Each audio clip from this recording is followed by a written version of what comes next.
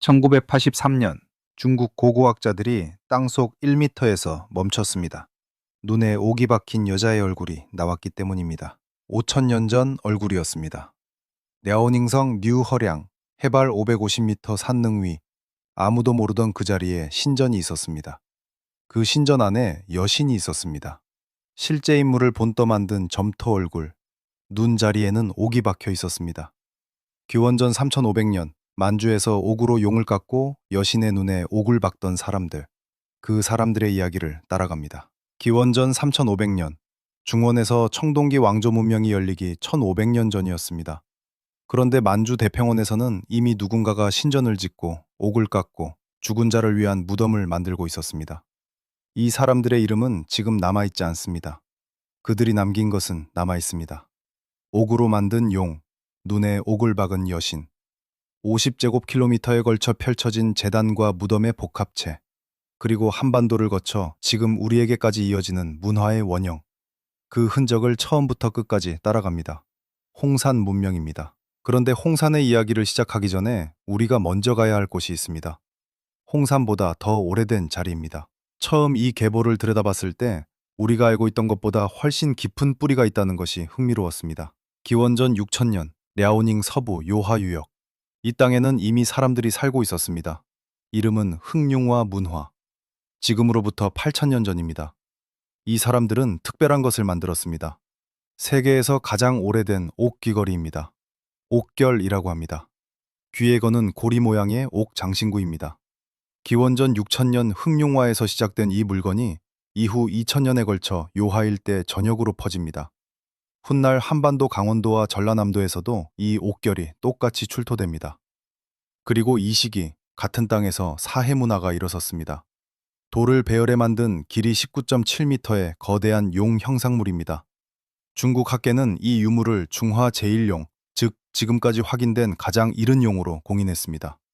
흑룡화에서 사해로, 사해에서 조보구 문화로 이 계보가 쌓인 위에 홍산이 섰습니다. 기원전 4700년 만주 대평원에서는 이미 누군가가 땅을 갈고 있었습니다.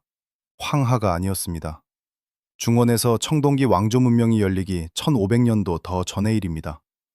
랴오닝성과 내몽골이 맞닿는 이 드넓은 평원에서 사람들은 기장을 심고 집을 짓고 죽은 자를 돌로 쌓아 묻었습니다. 이 문명의 이름은 홍산, 붉은 산이라는 뜻입니다. 홍산 문명의 분포 면적은 20만 제곱킬로미터입니다. 한반도 전체 면적과 맞먹는 크기입니다. 랴오닝성 서부, 내몽골 동남부, 허베이성 북부를 아우르는 랴오허강 유역 일대에서 지금까지 확인된 유적지만 500여 곳이 넘습니다. 그 중심에 뉴허량이 있었습니다. 이 유적의 최성기는 기원전 3500년, 중원의 청동기 왕조보다 1500년 앞선 문명이었습니다. 우리는 이 문명을 아주 늦게 알았습니다. 1908년 일본 인류학자 도리이 류조가 이 일대를 조사하며 기록으로 남겼습니다. 1935년에는 일본 고고학자 하마다 고사쿠와 미즈노 세이치가 홍산호 유적을 대규모 발굴했습니다. 그리고 1954년 중국 고고학계가 이 일대 유적군을 공식적으로 홍산문화라 명명했습니다. 1981년 뉴허량 유적이 발견되었습니다. 그리고 1983년 발굴이 시작되었습니다. 먼저 이것을 알아야 합니다. 홍산의 사람들은 수렵채진민이 아니었습니다. 이들의 식단을 동위원소 분석으로 추적해보면 기장이 차지하는 비율이 초기 70%, 후기 80%에 달합니다. 농경사회였습니다. 정착취락이 있었고 무덤의 크기와 부장품이 달랐습니다. 계급이 존재했다는 뜻입니다. 어떤 무덤에는 옥기가 100점 넘게 쌓였고 어떤 무덤에는 아무것도 없었습니다. 기원전 4700년부터 기원전 2900년까지 1800년 동안 이 문명은 황하 북쪽 만주의 대지 위에서 존재했습니다. 그런데 여기서 흥미로운 게 있습니다. 황하가 중국 문명의 어머니라고 알고 있습니다. 중국을 상징하는 동물이 용이라는 것도 알고 있습니다. 그런데 용만큼은 황하에서 나오지 않았습니다. 황하 유역에서는 이 시기에 용의 흔적이 없습니다. 황하의 용은 훨씬 나중에 북쪽에서 내려온 것이었습니다. 황하의 용은 홍산에서 수입했습니다. 1971년 내몽골 적봉시 옹우턱이 삼성타라촌 농부가 밭을 갈다 쟁기에 무언가가 걸렸습니다. 짙은 녹색의 돌처럼 보였습니다. 그는 이것이 무엇인지 몰랐습니다.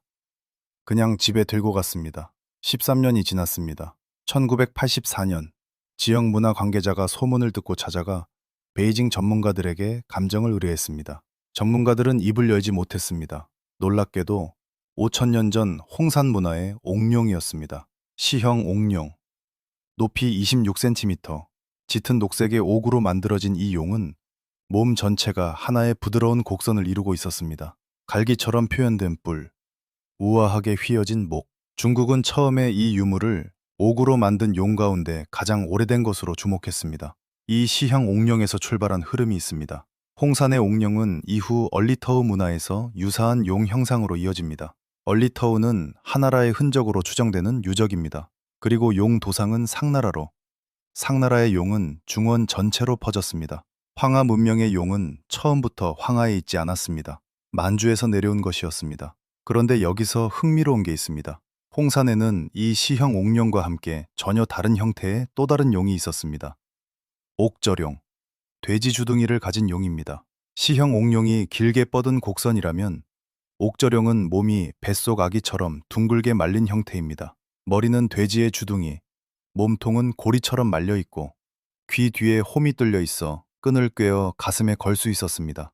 1984년 뉴허량 제2지점 4호 적석총 발굴에서 이 옥저룡은 피장자의 가슴 위에 한 쌍이 올려진 채 발굴되었습니다. 무덤에 함께 묻힌 것이 아니라 정확히 가슴 위에 놓인 채로. 중국 사회과학원 고고연구소는 옥저룡을 홍산 사회에서 천지신명과 소통하는 신권의 상징물로 해석합니다. 오직 지배층 묘에서만 출토됩니다. 다시 말해 이 땅에서 용을 가슴에 품을 수 있었던 사람은 정해져 있었습니다. 이 용을 만드는데 무엇이 필요했는지를 생각해보면 이 문명의 성격이 더 선명하게 보입니다. 두께 1.5cm의 옥에 구멍 하나를 뚫는데 수십 시간이 걸렸습니다. 실험 고고학자들이 당시와 동일한 방식으로 재현했을 때 나온 결과입니다. 금속 도구 없이 모래와 나무 막대만으로 옥을 갈아냈습니다. 한 점의 옥기가 완성되기까지 그 시간을 쏟을 수 있는 사회가 어떤 사회였는지를 생각해보면 이들이 얼마나 정밀하게 조직된 공동체였는지 그 규모가 드러납니다. 1983년 어느 날 고고학자들은 땅속 1m에서 멈췄습니다. 삼날이 닿은 것은 흙이 아니었습니다. 채색된 벽이었습니다. 그리고 돌로 정돈된 바닥이었습니다. 반지하식으로 지어진 신전이었습니다. 고고학자들은 조심스럽게 흙을 걷어냈습니다. 붓으로, 손으로, 아주 천천히, 조금씩. 그리고 그 신전 안에서 얼굴을 만났습니다. 신기했을 겁니다. 고고학자들도 그 순간 말을 잃었다고 합니다. 점토로 빚은 여성의 얼굴이었습니다. 눈 자리에는 옥이 박혀 있었습니다. 실제 인물을 본떠 만든 것이 분명했습니다. 광대뼈의 곡선, 눈꺼풀의 두께. 누군가가 오랜 시간을 들여 특정한 얼굴을 재현했습니다. 그 인물이 누구였는지는 아무것도 남아있지 않았습니다. 우리가 그 이름을 영영 알 수 없는 채로 5천년이 흘렀습니다. 이 두상 하나만이 아니었습니다. 신전 안에는 다수의 여신상이 있었습니다. 실물 크기 또는 실물의 2배에서 3배에 달하는 여신상들. 발굴 구역만 16개. 신전 주변으로 50제곱킬로미터에 걸쳐 유적 복합체가 펼쳐졌습니다. 원형 제단, 방형 무덤, 수십 기의 적석총. 신전이 하나의 배치 안에 들어가 있었습니다. 제단에서 의례를 지내고 무덤에 죽은 자를 묻고 신전에서 여신에게 빌었습니다. 무덤 안에서도 계층이 드러났습니다. 대형 적석총에는 100점이 넘는 옥기가 함께 묻혀 있었습니다. 소형 적석총에는 그렇지 않았습니다. 청동도 철도 없던 시대에 이 사람들은 옥으로 권력을 표시했습니다. 5천년 전 만주의 산릉 위에서 이 사람들은 옥으로 용을 만들고 여신의 눈에 옥을 박았습니다. 용과 여신, 2개의 축 위에 세워진 세계였습니다. 그 경로를 따라가기 전에 먼저 이 문명이 왜 역사책에 없는지를 설명해야 합니다. 2002년 중국 정부는 하나의 프로젝트를 공식 출범시켰습니다. 동북공정. 고조선 고구려 발해의 역사를 중국사로 편입하는 것이 목표였습니다. 이어 2003년에서 2004년 사이 중화문명 탐원 공정이 가동되었습니다. 중화문명 기원 탐색 공정이었습니다. 요하 유역도 중화문명의 발원지다. 따라서 홍산 문명은 중화문명의 시원지다. 이것이 요하 문명론이었습니다. 그런데 여기서 흥미로운 게 있습니다.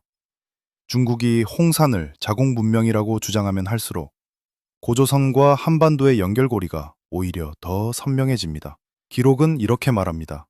황하 문명의 상징은 채색 토기입니다. 홍산의 상징은 옥이었습니다. 황하의 무덤 양식은 토광묘입니다. 홍산의 무덤은 적석청이었습니다. 돌을 쌓아 올린 무덤. 이 형식은 훗날 고구려와 가야에서도 발견됩니다. 일부 학자들은 이를 홍산 계통의 흔적으로 봅니다. 황하 문명에는 여신 숭배의 흔적이 없습니다. 홍산에는 있었습니다. 중국 선사시대 유일의 신전 유적으로 공인된 곳입니다. 그리고 용, 황하 문명의 용은 홍산 이후에 등장했습니다. 홍산 사람들은 죽었을 때 곰의 머리를 옥으로 깎아 함께 묻었습니다. 옥, 웅용, 곰과 용을 결합한 이 유물은 홍산 유적에서 반복적으로 출토됩니다. 뉴허량 여신묘에서도 곰의 발톱과 치아 흔적이 확인되었습니다. 신전 안에 곰이 함께 있었습니다. 이 문명에서 곰은 단순한 동물이 아니었습니다. 재정일치 사회였습니다. 제사를 주관하는 자가 곧 지도자였습니다. 뉴허량의 여신은 제사장이었을 가능성이 높습니다. 단군 신화를 처음 배울 때 웅녀는 이렇게 요약됩니다. 동굴에 들어가 100일 동안 마늘과 쑥만 먹으며 버텼고 여인이 되어 환웅과 혼인했다고. 이 서사에서 웅녀는 선택을 받기 위해 인내한 피지배자처럼 읽힙니다. 오랫동안 그렇게 해석되어 왔습니다. 그런데 홍산 유물을 보면 정반대입니다. 고음 토템 집단은 지배 종교를 가진 쪽이었습니다. 이들은 신전을 세우고 옥기로 신에게 제사를 드리고 죽어서도 오공룡과 함께 묻히는 문화를 가졌습니다. 그렇다면 웅녀는 피지배자가 아니라 신관이었을 수 있습니다. 환웅 집단에 편입된 것이 아니라 재정일치 권위를 가진 집단의 수장이 혼인 동맹을 맺은 것일 수 있습니다. 물론 이것은 가설입니다. 신화와 고고학을 직선으로 연결하는 데는 항상 주의가 필요합니다. 이 연결이 궁금하면서도 단정해서는 안 된다는 것을 느낍니다. 그렇지만 고음을 신성시한 집단이 이 지역에 실제했고 여성 제사장이 지도자 역할을 했으며 그 문화가 남쪽으로 이어졌다는 것은 이미 고고학적 사실입니다. 웅녀의 이야기에서 짚고 넘어갈 것이 하나 더 있습니다. 환웅입니다. 단군 신화에서 환웅은 하늘에서 내려옵니다. 하늘의 신, 즉 천신의입니다. 뉴허량의 원형재단은 유네스코 등재 신청서에서 천신 숭배를 위한 하늘제사 구조물로 공인되어 있습니다. 원형은 하늘, 방형은 땅을 상징하는 동아시아의 오래된 관념, 개천사상인 시성의 원형이 이 재단에 담겨 있다는 해석입니다.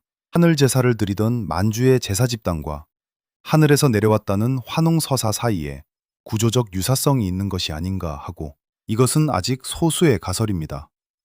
국제학계의 주류 견해는 아닙니다. 다만 홍산의 원형재단이 천신 숭배 공간이었다는 사실 자체는 고고학적으로 확인된 사실입니다. 기원전 2900년 홍산이 끝났습니다.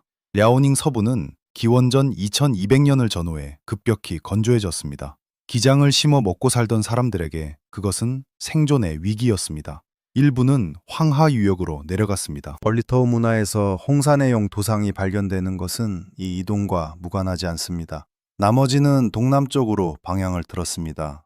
한반도 방향이었습니다. 그런데 홍산이 사라진 그 자리에서 즉시 비어버린 것은 아니었습니다. 기원전 3000년경부터 소하연 문화가 이 지역을 이어받았습니다. 홍산과 하가점 하층 문화 사이를 잇는 과도기 문화입니다. 소하연 시기에 홍산식 대형옥기 제작 전통은 현저히 줄어들었습니다. 신전에 바칠 옥저룡을 깎던 손이 더 이상 그 일을 하지 않았습니다. 터기 양식과 기본적인 무덤 문화는 이어졌습니다. 문명이 사라진 것이 아니라 형태를 바꾼 것이었습니다. 기원전 2200년경 같은 땅에서 새로운 문화가 일어섰습니다. 하가점 하층 문화입니다.